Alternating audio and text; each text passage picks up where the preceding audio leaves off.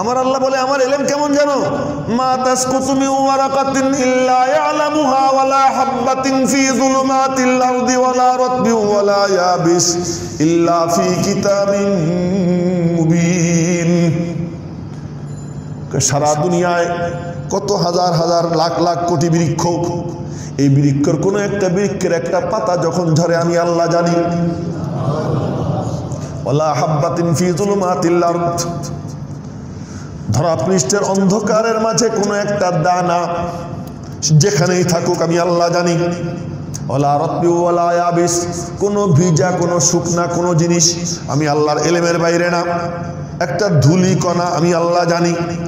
তোমার মনের গহীন কোণে লুকিয়ে যে কল্পনা উকি ঝুঁকি মারে আমি আল্লাহ চাইয়ে চাইয়ে দেখি, আমি আল্লাহ জানি। এমন ইলমওয়ালা আল্লাহ। আজ আমার কাছে এক ফেরেশতা আসবে আল্লাহ পাকের অনুমতি নিয়ে দেখা করতে, যে আর কোনোদিন আসে নাই।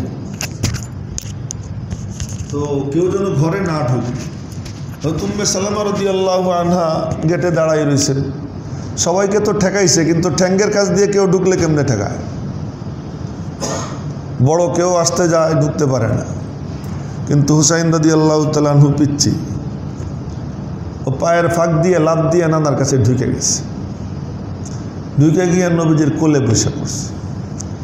তো নবীজিও কিছু বলেন নাই, উম্মে সালামাও কিছু বলেন নাই, দাঁড়াই রয়েছেন। একটু পরে উম্মে সালামার কানে আওয়াজ গেছে যে নবীজি হু হু করে কাঁদতেছেন, ডুকরে কেঁদে উঠছেন। উম্মে সালামা রাদিয়াল্লাহু তাআলা আনহা ফিরে তাকাইয়ে দেখলেন যে হুসাইন রাদিয়াল্লাহু আনহুকে বুকে জড়াইয়া ধইরা নবীজি খুব কাঁদতেছে। উম্মে সালামা বললেন, ইয়া রাসূলুল্লাহ কাঁদতেছেন কেন? ফেরেশতা আমাকে বলে গেল আমার এই ছেলেটাকে হত্যা করা হবে। ফয়সালা অগ্রিম হয়ে রয়েছে। নবীজি জানতেন যে হুসাইনের উপরে এরকম বিপদ আসবে, তো এই জন্য নবীজি বাইরে কোথাও যাচ্ছিলেন, কানে হুসাইনের কান্নার আওয়াজ। বললেন, ফাতেমা তুমি ওরে চুপ করাও, ওর কান্না থামাও। তুমি জানো না যে হুসাইনের কান্নায় আমাকে কষ্ট দেয়? যার কপালে এত কান্না অপেক্ষায় আছে নবীজি জানেন। তো তার জীবদ্দশায় হুসাইন রাদিয়াল্লাহু আনহুকে খুব আদর করতেন, খুব আদর করতেন, যে আগামীতে তো অনেক বিপদ তার উপরে আসবে। এই উম্মে সালামা রাদিয়াল্লাহু আনহা বলেন, নবীজিকে দেখি স্বপ্নে বিধ্বস্ত অবস্থা আমার কাছে আসছেন। বললাম, ইয়া রাসূলুল্লাহ এমন কেন? আমি কারবালা থেকে আসলাম। তো কি হয়েছে? আমার হুসাইনকে শহীদ করে দিছে, এই যে শিশিতে আমি রক্ত ভরে রাখছি, কিয়ামতের ময়দানে আল্লাহ পাকের কাছে হুসাইনের রক্তের বিচার আমি চাই, শিশিতে রক্ত ভরা। তো এই ঘটনা, এটা বলা শোনা কষ্টের, বেদনার, দুঃখের, উম্মতের জন্য লজ্জার, এই সব বিশেষণ অল্প। এই ব্যাপারে যত বিশেষণই আমি দিব এটা সামান্য। হক তো ইয়ে হ্যায় কি হক আদা না হুয়া। আমি যতই কান্দি, যতই ব্যথিত হই, বাস্তব হলো এই, এর জন্য যতটুকু ব্যথিত হওয়া দরকার এ আমার আপনার পক্ষে সম্ভব না। এমনই বেদনাদায়ক ঘটনা কারবালা প্রান্তরে ঘটে গেছে।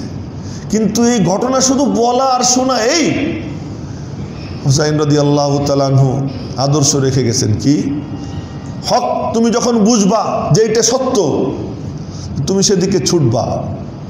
কেউ যদি তোমার সাথে নাও থাকে, যদি তোর ডাক শুনে কেউ না আসে, তবে একলা চলো, একলা চলো, একলা চলো। একা একা চলে গেছে এবং প্রতিষ্ঠিত করে গেছেন যে জালেমের সামনে মাথা কাটাবো কিন্তু মাথা নোয়াবো না। এক আর পয়গাম দিয়ে গেছেন যে দেখো, খঞ্জরের নিচেও আমি হুসাইন নামাজ ছাড়িনি, তীরের নিচেও নামাজ ছাড়িনি। জোহরের নামাজের সময় প্রচণ্ড যুদ্ধ চলতেছে, হুসাইন রক্তাক্ত। একজন মাসলা জিজ্ঞেস করে, ওযু ছিলনি? আমরা জিজ্ঞেস, ওই অবস্থায় নামাজ কেমনে পড়লেন? আমি বললাম যে এখনও মাসলা জিজ্ঞেস করো, এটা মাসলার টাইম। এই টাইমে হুসাইন রাদিয়াল্লাহু তাআলা আনহু তার সাথীদেরকে নিয়ে সালাতুল খৌফ আদায় করছে। ভয়ের অবস্থায় যেভাবে নামাজ পড়তে হয় নামাজ পড়ছে। পয়গাম দিয়ে গেছেন যে দেখো, তীর তরবারি বর্ষা খঞ্জর এর নিচে আমরা রক্তরাঙ্গা ছিলাম, তবুও নামাজ ছাড়িনি। আমার নানাজির রেখে যাওয়া নামাজ তোমরা ছাইড়ো না কোনো সময়। এই পয়গাম রেখে গেছে। এই আলোচনা বেদনার গত শুক্রবারে যেটার আমি ভূমিকা দিয়েছিলাম আপনাদের সামনে, এটা বেদনার কষ্টের কোনো সন্দেহ নেই। এই জন্য এর উপরে হায় হায় রব উঠে। হায় হায় রব তো উঠতেই পারে, কিন্তু হায় হায় শুধু এই একখানে করো কেন? এই কথাটা গত শুক্রবারে বলছিলাম। এই এক জায়গা কেন করো? নবীজির তো আরও অনেক পেয়ারা সাহাবা, তারাও তো কি করছেন? জীবন দিছে। হুসাইন সাহাবি, হযরত ওমর রাদিয়াল্লাহু তাআলা আনহু সাহাবি। হুসাইন রাদিয়াল্লাহু তাআলা আনহুর কয়েক ডজনও হযরত ওমরের সমান হবেন না। হযরত ওমর রাদিয়াল্লাহু তাআলা আনহুর মাকাম এত উপরে, এত ঊর্ধ্বে। হযরত আয়েশা রাদিয়াল্লাহু তাআলা আনহা বলতেন, তোমরা যখন কোনো মজলিসে আলোচনা করো তো ওমরের নাম নিও, তার একটু আলোচনা করো। তার আলোচনা করলে তোমাদের মজলিস সুন্দর হবে, ইনসাফের আলোচনা হবে, আল্লাহ পাক ওই মজলিসের উপর রহমত নাজিল করবে। হযরত আয়েশা সিদ্দিকা রাদিয়াল্লাহু তাআলা আনহা হযরত ওমর রাদিয়াল্লাহু আনহু শানে বলছেন। হযরত ওমর রাদিয়াল্লাহু তাআলা আনহু এমন ব্যক্তি যে উনি মুসলমান হওয়ার আগে সব সাহাবীরা দৌড়িয়ে নবীজির কাছে আসছেন, আর নবীজি আল্লাহর কাছে ভিক্ষা চাইছেন, আল্লাহ তুমি ওমর রে আমার কাছে পাঠাই দাও। এজন্য বলা হয় সব তলেবে রসুল ওমর মতলুবে রসুল, সব মুরিদে রসুল ওমর মুরাদে রসুল। রসুলের চাওয়া, ভিক্ষা চাওয়া জিনিস ওমর রাদিয়াল্লাহু তাআলা আনহু। ওমর রাদিয়াল্লাহু তাআলা আনহু এমন সাহাবী যে নবীজি বলেন, আমার পরে কেউ নবী হইলে ওমরই নবী হইত। এমন মাকামের সাহাবী ওমর। কেমন সাহাবী যে রাসূল সাল্লাল্লাহু আলাইহি ওয়াসাল্লাম বলেন, জান্নাত ঘুরে ঘুরে দেখতেছিলাম, দেখলাম চমৎকার বালাখানা, পাশে বসে এক সুন্দরী রমণী ওযু করতেছে। তো ভাবলাম বাড়িটা কার, জিজ্ঞেস করি।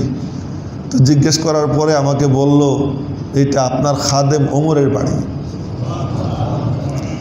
তো আমার মনে চাইলো একটু বাড়িটা ঘুরে দেখি ভিতরে ঢুইকা।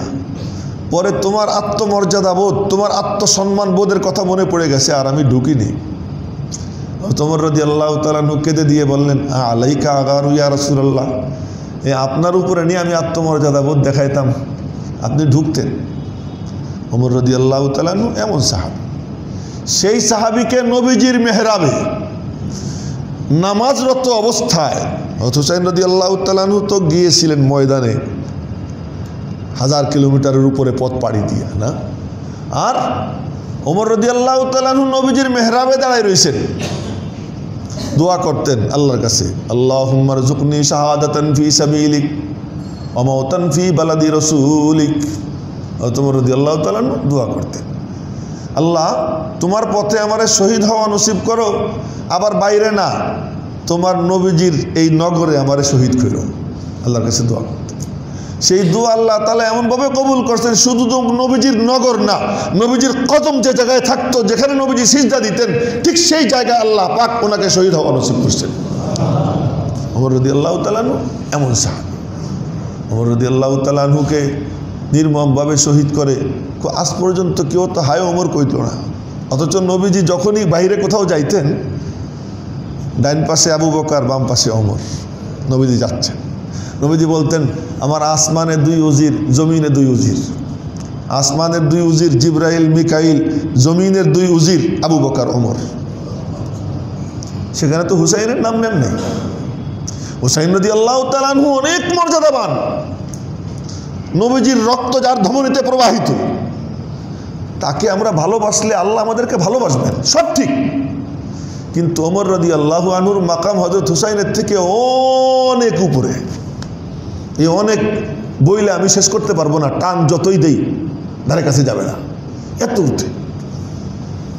সে ওমর রাদিয়াল্লাহু তাআলা আনহুর ব্যাপারে হায় ওমর তো আমরা কেউ বললাম না। ওমর রাদিয়াল্লাহু তাআলা আনহু যতদিন জিন্দা ততদিন পর্যন্ত ইসলামের দিকে, মুসলমানদের দিকে কেউ চোখ তুলে তাকানোর সাহস পায় নাই। এমন ব্যক্তিত্ব সম্পন্ন ছিলেন হযরত ওমর ফারুক রাদিয়াল্লাহু তাআলা। হযরত ওমর রাদিয়াল্লাহু তাআলা আনহু ওনার খিলাফতকালে একবার বললেন যে তোমরা আমাকে ফিতনা সম্পর্কে কেউ বলতে পারো? হযরত হুযায়ফা রাদিয়াল্লাহু তাআলা আনহু বললেন, কেন পারবো না, পারি, বলো। তা হযরত হুযায়ফা একটা ভাষণ দিলেন, ফিতনাতুর রাজুলি ফি আহলিহি ওয়া মালিহি তুকাফিরুহু আস-সালাতু ওয়াস-সিয়ামু ওয়াস-সাদাকাতু ওয়াজ-যাকাতু ওয়াল-আফাফু ওয়া-সিলাতুর রাহিম। একটা না এই কথাগুলো বললেন যে মানুষ উল্টাপাল্টা করে তো উল্টাপাল্টা হয়ে যায়, পরিবার পরিজন চালাইতে গিয়া, ব্যবসা বাণিজ্য করতে গিয়া, খেত খামার করতে গিয়া, আর সে পরবর্তীতে সে নামাজ পড়ে, রোজা রাখে, সদকা করে, জাকাত দেয়, আল্লাহ তাআলা এই নেক আমলের ওসিলায় তার ওই গুনাহগুলো মাফ করে দেয়। এই কথা উনি বললেন। ওমর বললেন, না না, ওই ফিতনা সম্পর্কে জিজ্ঞেস করিনি। কোন ফিতনা সম্পর্কে? ওয়ালাকিন আনিল ফিতনাতিল্লাতী তামুজু কামাউজিল বাহর। ওই ফিতনা সম্পর্কে আমাকে বলো যে এই ফিতনা সমুদ্রের উত্তাল তরঙ্গের মতো ঢেউ খেলবে, ওই ফিতনা সম্পর্কে বলো। হুযায়ফা বললেন, মা লাকা ওয়ালাহা, ওই ফিতনা নিয়ে আপনার কিসের দুশ্চিন্তা? ইন্না বাইনাকা ওয়া বাইনাহা লাবাবান মুগলাকা, বুখারী শরীফের হাদিস বলতেছে, ইন্না বাইনাকা ওয়া বাইনাহা লাবাবান মুগলাকা, আপনার মাঝে আর ওই ফিতনার মাঝে একটা বদ্ধ গেট আছে। হযরত ওমর রাদিয়াল্লাহু আনহু বললেন, আয়ুফতাহুল বাব আম ইউকসারু, ওই গেটটা কি খোলা হবে না ভাঙ্গা হবে? হযরত হুযায়ফা বললেন, লা বাল ইউকসারু, খোলা হবে না বরং ভাঙ্গা হবে। হযরত হুযায়ফাকে জিজ্ঞাসা করা হয়েছে, গেটটা কে, গেটটা কি? এটা কি কোনো সীসার প্রাচীর? এটা কি কোনো পাথরের দেয়াল? হুযায়ফা বলেন, না, ওইটা হলো স্বয়ং হযরত ওমর ফারুক রাদিয়াল্লাহু তাআলা। উনি যতদিন ছিলেন ইসলামের উপরে সামান্যতম ইসলামের ক্ষতি করবে কেউ চিন্তাই করতে পারেনি। সব গর্তের মধ্যে লুকানো। বলেন তো এই উম্মতের জন্য কত বড় ব্যক্তি হযরত ওমর ফারুক রাদিয়াল্লাহু তাআলা। যতদিন জিন্দা ছিলেন ইসলামের দিকে চোখ তুলে কেউ তাকানোর সাহস পায়নি। চোখ তুলবে কেমনে? ওদের গুরু শয়তান এই তো হযরত ওমরে দেখলে পলাইতো একদম। এটা একেবারে চাক্ষুষ নবীজি দেখতেন আর বলতেন। এই যে ওমর আইসে, ওই যে শয়তান দৌড় দিছে, নবীজি দেখতেন আর বলতেন। নবীজি তো শয়তান দেখছেন, শয়তানকে বন্দিও করছেন, একদিন বন্দি করছেন নবীজি শয়তানকে। নবীজি বলেন, আমি নামাজ পড়তেছিলাম রাত্রে, আর এর মধ্যে শয়তান আসলো আমার নামাজে ব্যাঘাত ঘটাইতে। আমি ওরে ধইরা আটকাইলাম। তা আটকাইয়া মনে মনে ভাবলাম পিলারের সঙ্গে বাইন্ধে রাখি, সকালবেলা তোমরা সবাই দেখবা, মনে মনে নিয়ত করছিলাম। পরে সাথে সাথে মনে পড়লো যে আমার ভাই সুলাইমান একটা দোয়া করছে আল্লাহর কাছে, ক্বালা রাব্বি হাবলি মুলকান লা ইয়ানবাগি লি আহাদিন মিন বাদি ইন্নাকা আনতাল ওয়াহ্হাব। আল্লাহ আমারে এমন একটা পাওয়ার দাও যেই পাওয়ার আমার পরে আর কারো হবে না।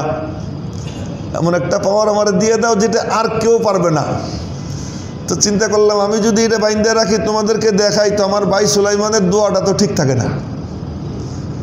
এই জন্য তার দোয়াটা ঠিক রাখার জন্য তাহলে সুলাইমানকে যেটা দিছেন নবীজি ওইটা সাইডে দিছেন, পাওয়ারটা নবীজিরও ছিল।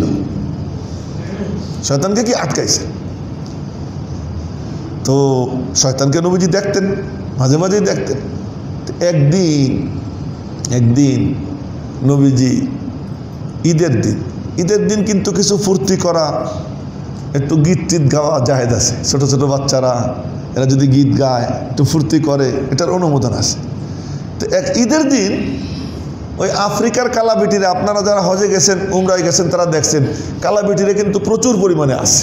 মক্কা শরীফ, মদিনা শরীফে অনেক আছে।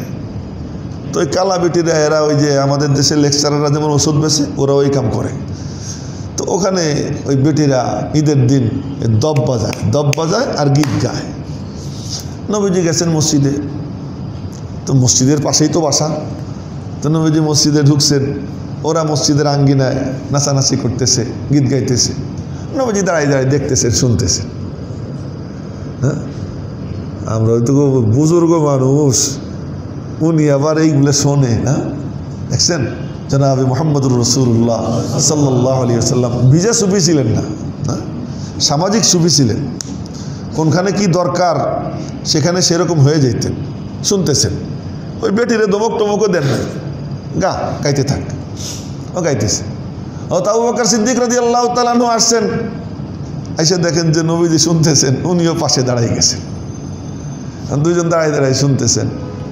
ওই বেটি গীত গেয়ে যেতেছে, হঠাৎ করে ওই বেটি করছে কি, ঢোল পাছার নিচে দিয়া একেবারে মনে হয় যেন কিছুই বোঝে না, চতুর্থ আসমান থেকে কেবল নাজিল হয়েছে ফেরেশতা, একেবারে চুপচাপ বসা।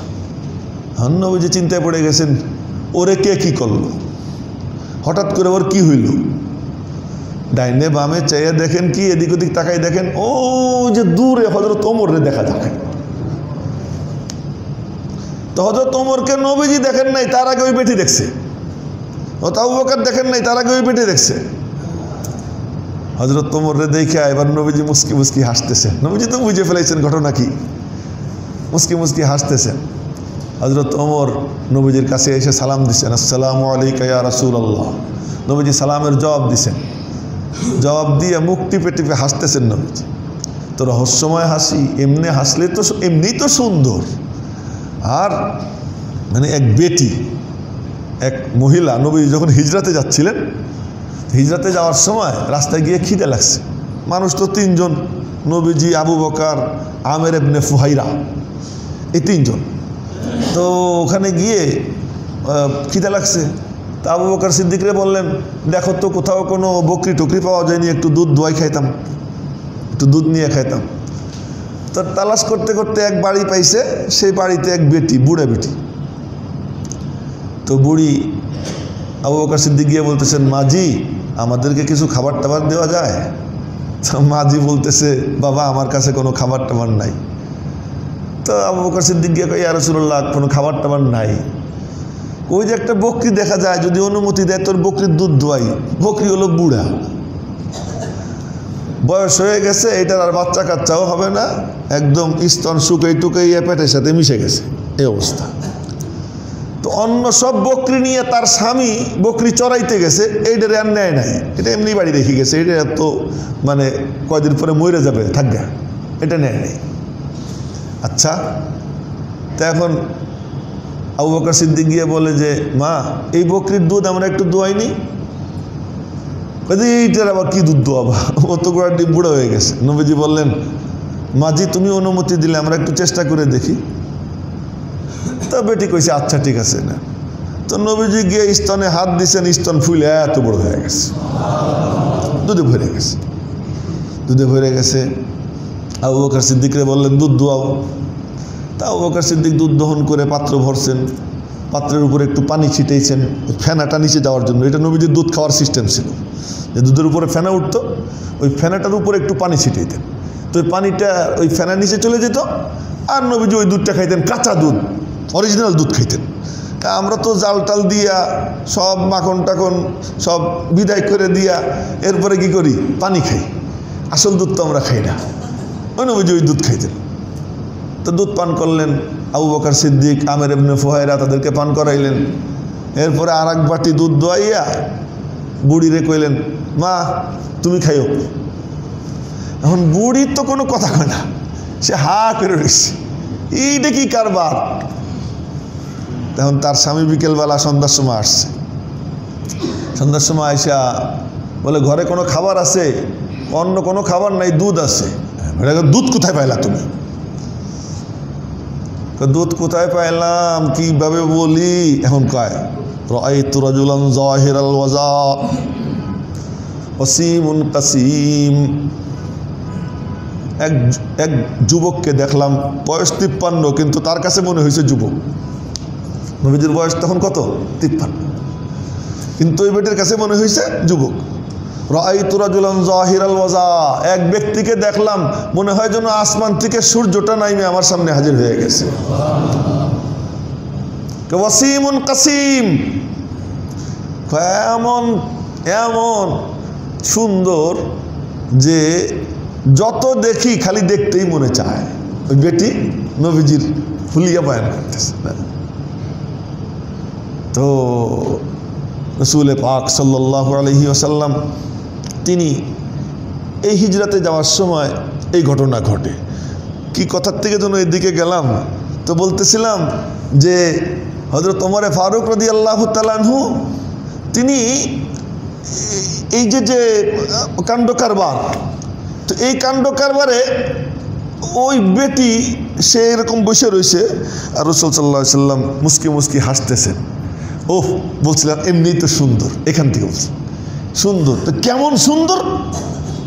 ওই বেটি বলতেছে যে এত সুন্দর যে ওনার দিকে তাকাইলে যত তাকাই সৌন্দর্য তত বাড়তে থাকে। ওই মহিলার কথা।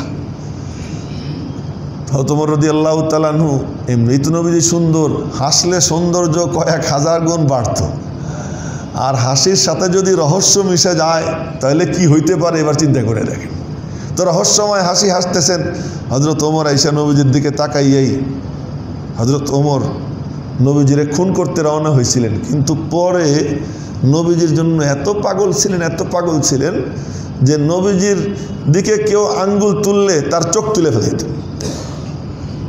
হযরত ওমরের ছিল নবীজির সিদ্ধান্তের বিরুদ্ধে কেউ যাবে এইটা বুঝতে পারলে তার কল্লা উড়িয়ে দিতেন, এমন অবস্থা ছিল। তো নবীজি হাইসে দিছেন, হাসতেছেন। হযরত ওমর বলতেছেন আদহাকাল্লাহু সিন্নাক, মাওলার দরবারে দোয়া করি এই হাসি যেন সবসময় থাকে, এই হাসি যেন আমাদের মাঝ থেকে কখনো বিদায় না হয়, এই হাসি যেন আমাদের মাঝে সবসময় বিদ্যমান থাকে, মাওলার কাছে দোয়া করি। তবে জানতে ইচ্ছে হয় লিমা তাদহাকু ইয়া রাসূলুল্লাহ, হাসার কারণটা কি আমারে বলতে পারেননি? কি কারণে হাসতেছেন? আমার ঘড়ি বন্ধ হয়ে গেছে, হ্যাঁ অন্য একটা ঘড়ি, হ্যাঁ কি কারণে হাসতেছেন? ঘড়ি বন্ধ হয়ে গেছে।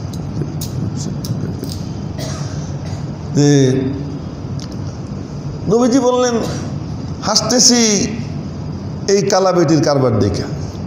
কালা বেটি কি করছে? গীত গাইতেছিল, আমি আসলাম, আমারও কোনো পাত্তা দেয় না। আবু বকর সিদ্দিক আসলো, তারেও কোনো পাত্তা দেয় না।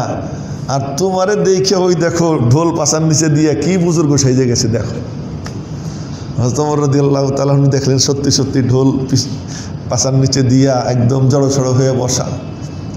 হযরত ওমর বড় বড় চোখ করে বেটির দিকে তাকাইছে, এবং নবীজি বলে ওর দিকে এরকম বড় চোখ করে তাকাই ওটা, ও তো মানে তোমারে দেখে যেখানে শয়তান পলায় আর সেখানে এই সাধারণ একটা কালা বেটির অবস্থা কি হবে? তুমি ওর দিকে ওরকম কটমট করে তাকাইও না। তোমার রাদিয়াল্লাহু তাআলা ইয়া রাসূলুল্লাহ কি হয়েছে? ও আমারে কেন ভয় করবে? ভয় তো আপনারে করবে, আমারে কেন করে? তোমারে ভয় না করে তো উপায় নাই। কেন? তোমারে দেখে শয়তান দৌড়ে পড়েছে, তুমি যেখানে যাও শয়তান ওই তল্লাটে থাকে না, ওই এরিয়ে ছেড়ে চলে যায়। তো শয়তান যতক্ষণ ছিল অতক্ষণ ঢোল পিটতেছিল, শয়তান দৌড় দিছে ও ঢোলও পাছার নিচে চলে গেছে। এই ব্যক্তি হলেন হযরত ওমর ফারুক রাদিয়াল্লাহু তাআলা। এই ওমর ফারুক রাদিয়াল্লাহু তাআলা আনহু তিনি নবীজির মেহরাবে নির্মমভাবে শহীদ হইলেন। কেউ আজ পর্যন্ত বলে না হায় ওমর, হায় ওমর, কিন্তু মিছিল হয় কিসের? হায় হুসেন, হায় হুসাইন। মানে হুসাইন তো কয় না, কয় হোসেন, হায় হোসেন, হায় হোসেন। তা হায় হুসাইন বলার কেন? নবীজির পরিবারের মহাব্বত ইমানের অংশ, আমিও মহাব্বত করি, কিন্তু মহাব্বতের ভিতরে যদি কোনো দুর্বিসন্ধি থাকে সেটা তো আমাদের বুঝতে হবে। ওই কথাটাই বলতেছিলাম গত শুক্রবারে, যে মহাব্বতের মধ্যে অসৎ উদ্দেশ্য। কি অসৎ উদ্দেশ্য? হায় হোসেনের জিকির তুললে মানুষের মধ্যে আবেগ আসবে, আবেগ আসলে পরে মানুষ খেপবে কার বিরুদ্ধে? এজিদের বিরুদ্ধে। এজিদের বিরুদ্ধে খেপলে আরে পোলা খারাপ যখন বাপও খারাপ। এই কথাটা কমন কথা কিনা বলেন? পোলা যখন খারাপ বাপও কি খারাপ। এই অবস্থানে আসলে পরে কি হবে? অন্য কিচ্ছু হবে না। আল্লাহ পাকের সবচেয়ে বড় নিয়ামত যেই নিয়ামত দেওয়ার জন্য আল্লাহ তাআলা যেই নিয়ামত দিয়া এই নবীকে শ্রেষ্ঠ নবী বানাইছেন, যেই নিয়ামত দিয়া এই উম্মতকে শ্রেষ্ঠ উম্মত বানাইছেন, যেই নিয়ামত দিয়া আল্লাহ পাক আমাদের সমস্ত কিছুর মানে মানদণ্ড যেই নিয়ামতকে ঠিক করে দিয়েছেন, ওই নিয়ামতটাকে ক্ষতিগ্রস্ত করার জন্য এই চক্রান্ত। সেই নিয়ামত কি? আল্লাহ পাকের কালাম কোরআন শরীফ। ইয়াজিদের বাপের সাথে কোরআন শরীফের কি সম্পর্ক?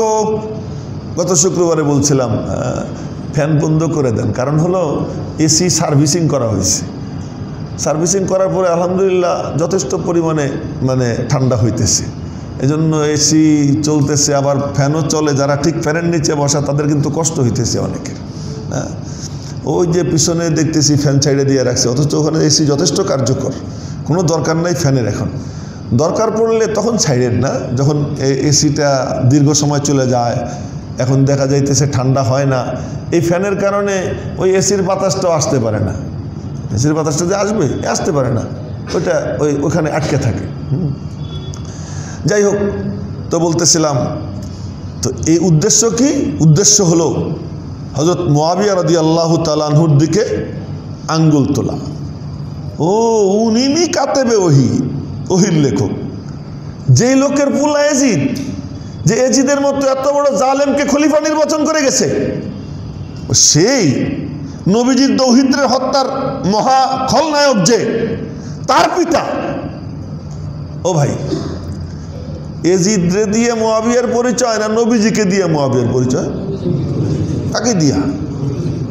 আমরা তো দেখবো মুআবিয়াকে, মুআবিয়া আবু সুফিয়ানের ছেলে রাদিয়াল্লাহু তাআলা। আবু সুফিয়ান হযরত মুআবিয়ার পিতা। কেমন পিতা? যে নবীজির বিরুদ্ধে যুদ্ধ করছেন, কাফেরদের নেতৃত্ব দিছেন, এরপরে নবীজির পক্ষে আইসা মুসলমান হইয়া হুনাইনের যুদ্ধে যেই পারফর্ম দেখাইছেন, তো নবীজি আবু সুফিয়ানের জন্য আলাদা দোয়া করছেন। এবং নবীজি হযরত আয়েশা সিদ্দিকাকে বলেন, আয়েশা, ওই দেখো আবু সুফিয়ান মসজিদে ঢুকতেছে, নিচের দিকে তাকাইয়া, ডাইন এভাবে কোনো দিকে তাকায় না, সবার আগে মসজিদে ঢুকতেছে, আর আবু সুফিয়ান সবার পরে মসজিদ থেকে বের হয়। আবু সুফিয়ানের ইন্তেকালের টাইম যখন হলো, বিবি কাঁদতেছে। হয়তো আবু সুফিয়ান রাদিয়াল্লাহু আনহু বললেন, তোমরা কান্দাকাটি করো না, কোনো দরকার নাই কান্দাকাটির। আমি নবীজির হাতে হাত দিয়ে মুসলমান হওয়ার পর থেকে আজ পর্যন্ত একটা গুনাহও করিনি, আমার কোনো টেনশন নাই। এই আবু সুফিয়ানের ছেলে হযরত মুআবিয়া রাদিয়াল্লাহু তাআলা আনহু। হযরত মুআবিয়া রাদিয়াল্লাহু তাআলা আনহুকে গভর্নর বানাইছেন কে? সিরিয়ার হযরত আবু বকর সিদ্দিকের আমলে গভর্নর, হযরত ওমরের আমলে গভর্নর, হযরত উসমানের আমলে গভর্নর, হযরত আলী রাদিয়াল্লাহু আনহুর আমলেও গভর্নর। তখন লাগে দ্বন্দ্ব, কিন্তু হযরত মুআবিয়া রাদিয়াল্লাহু তাআলা আনহু সম্পর্কে নবীজি দোয়া করে দিয়েছেন। কি দোয়া? আল্লাহুম্মা জাআলহু হাদিয়াম মাহদিয়া। আল্লাহ তুমি মুআবিয়াকে হাদি মাহদি বানাও। হাদি মানে হেদায়েতকারী, মাহদি মানে হেদায়েতের পথের পথিক। আল্লাহ তুমি মুআবিয়াকে হাদি বানাও। আপনারা বলেন, নবীজির দোয়া কবুল কি কবুল না? মাহদিয়া, হেদায়েতের পথের পথিক বানাও। মজার ব্যাপার হলো যে আমরা মনে করি এত বড় বুজুর্গের কি কোনো দুর্বলতা নেই? উনি মানুষ না? মানুষ। সাহাবীরা কি মানুষ না? মানুষ। তাদের মধ্যে কি ব্যক্তিগত একটু রাগ ক্ষোভ হইতে পারে না? রাগারাগি হইতে পারে না? হইতে পারে। ঝগড়া হইতে পারে। তাও ঝগড়া হয়েছে কার মধ্যে? আবু বকর আর ওমরের মধ্যে। তাও কার সামনে? নবীজির সামনে। নবীজির সামনে দুইজন ঝগড়া। ওমর কয় কি, আবু বকর আপনি খালি আমার বিরোধিতা করেন। আবু বকর কয়, না আমি তোমার বিরোধিতা করতেছি না, আমি যা ভালো বুঝছি তাই বলছি। না, আপনি শুধু আমার বিরোধিতা করাই আপনার উদ্দেশ্য। দুজনের মধ্যে ঝগড়া, আওয়াজ উঁচু হইতেছে, একটু একটু করে উঁচু হইতেছে। উঁচু হইতে হইতে এক পর্যায়ে আওয়াজ বেশ উঁচু হয়েছে। জিবরাইল আসছে, এসে নবীজির কানে কানে বলে, আয়াত শুনেই দেন। কি আয়াত? লা তারফাউ আসওয়াতাকুম ফাওকা সাওতিন নবী। নবীর আওয়াজের উপরে যেন তোমার আওয়াজ না হয়। ওয়ালা তাজহারু লাহু বিল কওলি কাজহরি বা'দিকুম লিবা'দিন আন তাহবাতা আমালুকুম ওয়া আনতুম লা তাশউরুন।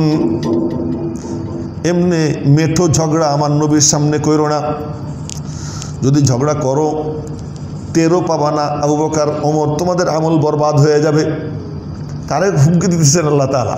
আবু বকর আর ওমর, যেই দুইজনের দুই হাত ধরে নবীজি বলতেছেন, এই দুইজনের দুই হাত ধরে হাসরের ময়দানে আল্লাহ পাকের সামনে আমি হাজির হব। ওই তাদেরকে হুমকি দিতেছেন কে? যে আমি যা বলছি তাই হইতে হবে, এটা কোনো জরুরি নাকি? আমার যা ইচ্ছে আমি তাই করতে পারি, সাবধান আমার নবীর সঙ্গে যেন বেয়াদবি না হয়। আবু বকর ওমর কি করতেছেন? ধমক দিতেছেন। ওনাদের মধ্যে ঝগড়া হইতে পারে, সেখানে হযরত আলী এবং হযরত মুআবিয়ার মধ্যে ঝগড়া হইতে পারে না? স্বাভাবিক ব্যাপার, ঝগড়া হইতে পারে। মতের অমিল হইতে পারে না? হইতে পারে। নবীজি উহুদের যুদ্ধে যাবেন, আপনারা খুব মনোযোগ দিয়ে শুনেন যে দিন বুঝা এটা অনেক জরুরি, যাতে আমার কেউ বিভ্রান্ত করতে না পারে। উহুদের যুদ্ধে যাবেন, পরামর্শ সভা ডাকছেন, তো নবীজির মতিগতি কি এটা তো আবু বকর ওমর ওমরা বোঝেন, বর্ষিয়ান সাহাবীরা বোঝেন, কিন্তু ইয়াং যারা তারা ওইটা অত বোঝেন নাই। নবীজি চাইতেছিলেন মদিনা শরীফে থাইকা যুদ্ধ করব, আর ইয়াংম্যানরা ইয়া রাসূলুল্লাহ কিসের জন্য আমরা মদিনার ভিতরে থাকবো, আমরা বাহিরে গিয়ে ওদের মোকাবেলা করব। সব হ্যাঁ হ্যাঁ হ্যাঁ ঠিক ঠিক, বাইরে যাব বাইরে যাব। ইয়াংম্যানরা সব লাভ দিয়ে উঠছে। নবীজি বললেন ঠিক আছে, বাহিরে গিয়ে যুদ্ধ হবে, প্রস্তুত হও। নবীজি ঘরে ঢুকছেন, লৌহবর্ম শিরস্ত্রাণ পরে বের হয়েছেন। ইয়াংম্যানরা বুড়াদের সাথে কথা কইয়া টের পাইছে যে নবীজির মত ছিল ভিতরে থাকা, এখন কয় সরি ইয়া রাসূলুল্লাহ, আমাদের ভুল হয়ে গেছে, আমরা আপনার মানসা বুঝতে পারিনি। নবীজি বললেন নবী সিদ্ধান্ত নেওয়ার পরে পিছপা হয় না, সিদ্ধান্ত নিয়ে ফেলছি, বাহিরে যাব, বাহিরেই যাব। বাইরে গেছেন, 70 জন শহীদ হয়েছে, কিন্তু সিদ্ধান্ত থেকে কি হন নাই, পিছপা হন নাই। তো মতের অমিল, ইখতিলাফ এটা হইতে পারে। নবীর সঙ্গে সাহাবীদেরও কি হয়েছে? ইখতিলাফ হয়েছে, মতবিরোধ হয়েছে। মতবিরোধটা কোনো খারাপ জিনিস, এটা ভালো জিনিস, এটা ভালো জিনিস। হযরত আলী হযরত মুআবিয়ার মধ্যে মতবিরোধ হয়েছে। এই মতবিরোধের কারণে হযরত আলী আর হযরত মুআবিয়া কেউ কিনা আমাদের কাছে সমালোচনার পাত্র নন। কেন? ইখতিলাফ হওয়াটা এইটা উম্মতের জন্য রহমত, সেই হিসেবে ওনাদের মধ্যে ইখতিলাফ হয়েছে। বাকি ওনাদের পারস্পরিক সম্পর্ক কেমন, এই সম্পর্কটা ইতিহাস থেকে আমি আপনাদেরকে বলতেছি। হযরত মুআবিয়া রাদিয়াল্লাহু তাআলা আনহু মাঝে মাঝে মজলিসে কাউকে বলতেন, এই দাঁড়াও, একজন হযরত আলীর প্রশংসা করো। একজন দাঁড়াইয়ে হযরত আলীর প্রশংসা করতেন। হাদিস থেকে, বিভিন্ন হাদিস থেকে, আলীর প্রশংসার হাদিস একটা দুইটা নেই। নবীজি বলতেন মান কুনতু মাওলাহ ফাআলিয়ুম মাওলাহ, আমি যার বন্ধু আলীও তার বন্ধু।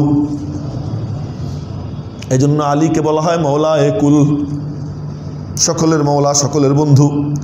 তো হযরত আলী রাদিয়াল্লাহু তাআলা আনহুর প্রশংসা একজন করত, হযরত মুআবিয়া মাথা ঝুলেই তেনারা বলতেন ঠিক বলেছো, ঠিক বলেছো, আলী যথার্থ, এরকমভাবে কি করতেন। এবং হযরত আলী রাদিয়াল্লাহু তাআলা আনহু সম্পর্কে নিজেও বলতেন, হযরত মুআবিয়া অনেক ভালো ভালো মন্তব্য করতেন। সবচেয়ে চূড়ান্ত নমুনা দেখাইছেন, প্রদর্শনী দিয়েছেন কবে? রোম সম্রাট চিঠি লেখলো যে আলীর দ্বারা আপনার আক্রান্ত হওয়ার খবর পাইছি আমরা, তা আমরা তো প্রতিবেশী, আসেন আমরা আপনার সহযোগিতা করব আলীর মোকাবেলায়। প্রস্তাব পাঠাইছে। আমরা হয়তো যা নিজের ক্ষমতাটারে পাকাপোক্ত করার জন্য হিন্দু পাই, খ্রিস্টান পাই, বৌদ্ধ পাই, যারে পাই তারে সাথে নিয়ে নেই না। হযরত মুআবিয়া রাদিয়াল্লাহু তাআলা আনহু ওই চিঠির অপর পৃষ্ঠায় লেখছেন ইয়া কালবার রুম, এ রুমের কুত্তা, হলো ওনার ভাষা। তুই ভুল বুঝিস না, আমার ভাই আলীর সাথে আমার দ্বন্দ্ব কলহ, এটা আমাদের পারস্পরিক ব্যাপার। কিন্তু আমার ভাই আলী যদি কোনো শত্রু দ্বারা আক্রান্ত হয়, তো তাদের মোকাবেলায় যে সেনাবাহিনী যাবে তার সর্বপ্রথম সৈনিক আমি মুআবিয়া থাকব। এই হলো তাদের পারস্পরিক কি সম্পর্ক। তো হযরত মুআবিয়া রাদিয়াল্লাহু তাআলা আনহু হযরত আলীর মধ্যে ইখতিলাফ হয়েছে। মত দ্বিমত হয়েছে বিভিন্ন বিষয়ে, কিন্তু পারস্পরিক যে ভালোবাসা, শ্রদ্ধা, ভক্তি, এর মধ্যে কোনো কি ছিল না, কমতি ছিল না মেরে মোহতারাম ভাইও। সুতরাং কারবালার ঘটনার জন্য দায়ী এজিদ, উবাইদুল্লাহ ইবনে জিয়াদ, সিমার, এরা সব দায়ী। সিনান ইবনে আনাস, আমি নাম কয়েকটা বলতেছি আপনাদের সামনে, সিনান ইবনে আনাস এরা দায়ী, হুসাইন ইবনে নুমায়ের এরা দায়ী। এদের সবার উপরে আমরা ঘৃণা জানাই, ধিক্কার জানাই, কিন্তু কেনানকে ধিক্কার দিব, নূহ আলাইহিস সালামকে তো ধিক্কার দিব না। নূহ আলাইহিস সালাম কি আল্লাহর রাসূল? কেনান তো নূহ আলাইহিস সালামের ছেলে। এজিদকে আমরা ধিক্কার দিব, কিন্তু এজিদের আব্বা মুআবিয়া, আল্লাহ পাক বলছেন আমি তার উপরে রাজি, রাদিয়াল্লাহু আনহু, আমি তার উপরে রাজি। তো আল্লাহ যখন রাজি, আমি বলি যে আল্লাহ তুমি রাজি হইতে পারো, কিন্তু যে কাণ্ড কারবার মুআবিয়া করছে আমি তার উপর রাজি হইতে পারি না। এই কথা কি বলা যায় বলে? হ্যাঁ, আল্লাহ যখন রাজি আমিও কি রাজি। সুতরাং এখানে আইসা লাইগে যায় কি, কাতেবে ওহি হযরত মুআবিয়া রাদিয়াল্লাহু তাআলা আনহু। দেখেন এই উম্মত যার উপরে টিকে আছে, দেখবেন আপনারা ঝড়ে গাছ ভেঙে যায়, পড়ে যায়, কিন্তু ধান আছে না, ধান এই ঝড়ে কাইতে পড়ে কিন্তু আবার সোজা হয়ে দাঁড়ায়। হ্যাঁ, এই উম্মত ধানের মতো মারতে মারতে শুয়াই ফেলায়, আবার দেখা যায় আগের থেকে আরো তাজা। আফগানিস্তানে কি মারা মারলো, এখন বলে তালেবান আবার প্রায় 12 আনি আফগানিস্তান দখলে নিয়ে নিছে। তো মারতে মারতে কত মারে, আবার দেখে শুধু হয়ে দাঁড়ায়। ইসে আপনার হালাকু খান, চেঙ্গিস খান, ইতিহাস পড়ে দেখেন আপনারা, এমন মারা মারছে মুসলমানদেরকে যে একটানা অনেক দিন পর্যন্ত ফুরাত নদীতে রক্ত ভাসছে, এত মারা মারছে। কই আবার সেই মুসলমান সুদা হয়ে দাঁড়ায়। শক্তির উৎস কোথায়? খ্রিস্টান ঐতিহাসিকরা তারা গবেষণা করে এরপরে বলছে মুসলমানদের মহাশক্তি আল্লাহ পাকের কালাম কোরআন। এই কোরআন যখন তারা পড়ে, কোরআন যখন শোনে, আবার নতুন জীবন লাভ করে, আবার নতুন উদ্যমে তারা কি জেগে ওঠে। এদেরকে দাবানো যায় না। তো সেই কোরআনকে যদি ক্ষতিগ্রস্ত করা যায়, তো এই উম্মতকে ক্ষতিগ্রস্ত করা যাবে। ওই কোরআনকে ক্ষতিগ্রস্ত করার জন্য হাই হোসেনের জিগির তুলছে। হাই হোসেনের দ্বারা নবীজির খানদানের মোহাব্বত ওদের উদ্দেশ্য না। ওই কুফার লোকজনই হজরত আলীকে নির্মমভাবে শহীদ করছে, তাও কি 20 মাখানো তীর দিয়া, 20 মাখানো তরবারি দিয়ে হজরত আলীর মাথায় কোপ দিছে। চিন্তা করতে পারে, হজরত আলী রাদিয়াল্লাহু তাআলার মাথায় 20 মাখানো তরবারি দিয়ে কোপ দিছে। 1 মাস বিষের মধ্যে ভিজিয়ে রাখছে। মারার পরে হজরত আলী বলতেছেন, এই আমি যদি এই ইসে শহীদ হয়ে যাই, তাহলে তোমরা ওরে ছেড়ে দিও, মাফ করে দিও। আর যদি ওরে তোমরা মারতেই চাও, তাহলে 1 কোপ দিয়ে মেরে ফেলাইও, কিন্তু ওরে কষ্ট দিও না। হজরত আলী রাদিয়াল্লাহু তাআলা ওই দুশমনের ব্যাপারে কি ওসিয়ত করে যেতেছেন। এই আলী রাদিয়াল্লাহু তাআলা আনহুর ছেলে হজরত হাসানকে 20 দিয়ে নির্মমভাবে শহীদ করছে এই কুফার লোক। ওরা হজরত হুসাইনকে ডাইকে নিয়া এরপরে কয় আমরা চিঠি দিয়েছিলাম, কিন্তু এখন আমরা আপনার পক্ষে নাই। ওরা ডাইকে নিয়ে ওনাকে নির্মমভাবে শহীদ করছে। যারা শহীদ করলো ওরাই কয় হায় হোসেন, হায় হোসেন। ওদের মাকসাদ কি? এই শিয়ারা ইহুদিদের এজেন্ট, খ্রিস্টানদের এজেন্ট। ওদের এজেন্ট হইয়া ওরা অনেক গবেষণা করে বের করছে যে মুসলমানদেরকে উত্তেজিত করার মোক্ষম দাওয়াই হলো যে আহলে বাইতের মোহাব্বতের জিগির তুলো। আহলে বাইতের মোহাব্বতের জিগির তুইলা এদের মধ্যে ঢুকিয়ে দাও কি মুআবিয়ার মতো এত খারাপ মানুষ হয়, কিন্তু আমরা চিৎকার দিয়ে বলবো মুআবিয়ার মধ্যে কোনো গুণ না থাকুক, একটা গুণ, তিনি আমার নবীজির সাহাবী। এবং সাহাবীদের ব্যাপারে আল্লাহ পাক তার সন্তুষ্টির ঘোষণা দিয়ে দিয়েছেন কোরআনে কারিমে, উলাইকাল্লাযীনা ইমতাহানাল্লাহু কুলুবাহুম লিত্তাকওয়া লাহুম মাগফিরাতুন ওয়া আজরুন আযীম। আমি আপনাদেরকে জিজ্ঞাসা করতে চাই, কারবালার ঘটনা, এটা কি বাজেটের বাইরে না বাজেটের ভিতরে? তকদিরের বাইরে না তকদিরের ভিতরে? এই ঘটনা ঘটবে আল্লাহ জানতেন কি জানতেন না? ঘটছে না আল্লাহ ঘটাইছেন? কি বলেন আপনারা? কে ঘটাইছেন? আল্লাহ তাআলা ঘটাইছেন। আল্লাহ তাআলা যা খুশি তাই করেন। হ্যাঁ, নবীজি যুদ্ধ থেকে ফিরতেছেন, আল্লাহু আকবার, মানে যুদ্ধ থেকে ফিরতেছেন, নতুন বিবাহিতা স্ত্রী সফিয়া বিনতে হুয়াই ইবনে আখতাব রাদিয়াল্লাহু তাআলা আনহা, ইহুদি সর্দারের মেয়ে, নবীজি তারে বিয়ে করছেন। বিয়ে করে এক উটে চড়ে দুইজন আসতেছে, ও উটের থেকে নবীজি এবং নবীজির বিবি পড়ে গেছে। আচ্ছা, আল্লাহ পাক যদি না চাইতেন নবীজি পড়তেন? পড়ে গেছে। হযরত আবু তালহা রাদিয়াল্লাহু তাআলা আনহু পিছনে ছিলেন আর এক উঠে, নবীজিরে পড়তে দেখছেন, উনি ঠিক ওইভাবে পড়ে গেছেন। ওনার পড়ার দরকার ছিল না, ওনারে উঠে ফেলায় নাই, নিজে নিজে পড়ে গেছেন। কেন? নবীজি পড়ে গেছেন, আমিও নবীজির সঙ্গে নিজেকে মিলাইলাম। পড়ে গেছেন, পড়ে গিয়ে লাফ দিয়ে উঠে বলতেছেন, ইয়া রাসূলুল্লাহ, কষ্ট টষ্ট পান নাই তো? ব্যথা ট্যাথা লাগে নাই তো? নিজের কি হয়েছে না হয়েছে এদিকের কোনো খবর নেই। নবীজি পড়ছেন, নবীজির সঙ্গে মিলাইয়া ওই স্টাইলে নিজে পড়ছেন। পড়ে পরে বলতেছেন, ইয়া রাসূলুল্লাহ, কোনো ব্যথা ট্যাথা পান নাই তো? আমারে পরে আগে তুমি সফিয়ারে সামলাও। হযরত আবু তালহা রাদিয়াল্লাহু আনহু মুখে কাপড় দিয়া হযরত সফিয়ারে গিয়ে কাপড় দিয়ে ঢাইকা দিলেন। আল্লাহ তাআলার মনে চাইছে নবীজিরে আছাড় খাওয়াইছেন। আল্লাহ পাকের মনে চাইছে তো নবীজিরে পাথর খাওয়াইছেন। আল্লাহ পাক যদি ইচ্ছা করতেন যে হাত দিয়ে পাথর মারতেছে ওই হাত প্যারালাইজড হয়ে যাবে, হইতো কি হইতো না? বলেন আপনারা, হইতো না? যা ঘটতেছে আল্লাহর এলেমের বাইরে? আমার আল্লাহ বলে, আমার এলেম কেমন জানো? মা তাসকুতু মিন ওয়ারাকাতিন ইল্লা ইয়ালামুহা ওয়ালা হাববাতিন ফি যুলুমাতিল আরদি ওয়ালা রাতবিন ওয়ালা ইয়াবিস ইল্লা ফি কিতাবিন মুবিন। সারা দুনিয়ায় কত হাজার হাজার লাখ লাখ কোটি বৃক্ষ, এই বৃক্ষের কোনো একটা বৃক্ষের একটা পাতা যখন ঝরে আমি আল্লাহ জানি। ওয়ালা হাববাতিন ফি যুলুমাতিল আরদ, ধরা পৃষ্ঠের অন্ধকারের মাঝে কোনো একটা দানা যেখানেই থাকুক আমি আল্লাহ জানি। ওয়ালা রাতবি ওয়ালা ইয়াবিস, কোনো ভিজা কোনো শুকনা কোনো জিনিস আমি আল্লাহর এলেমের বাইরে না। একটা ধুলি কণা আমি আল্লাহ জানি।